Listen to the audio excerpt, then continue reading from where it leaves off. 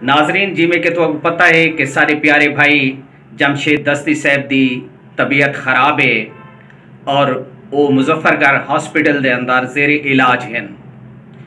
असां गरीबें दी, असां मजबूर तबके दी, जनूबी पंजाब दी और बेसहारा लोगों की वो एक मजबूत आवाज़ हैं।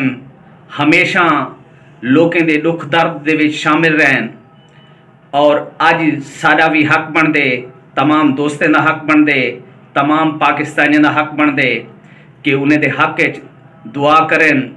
अल्लाह पाक उन्हें को शिफाए कामला आजला मुस्तमिरा अता फरमावे। वला वो एक बारी सेहत याब थी कि ने सारे दरमियान च आ वजन। पहले वाली कार असां दुखियों का, असां गरीबें का, असां बेसहारे का सहारा बनें। यह कुछ अपील करनी है। मैं उम्मीद करना तमाम दोस्तें करें कि ज़रूर प्यारे भाई जमशेद दस्ती दे हक दुआ करे। सो अल्लाह पाक उन्हें को शिफाए कामला आजला मुस्तमिरा अता फरमावे। अल्लाह पाक उन्हें को देर का सलामत रखे। वस्सलाम।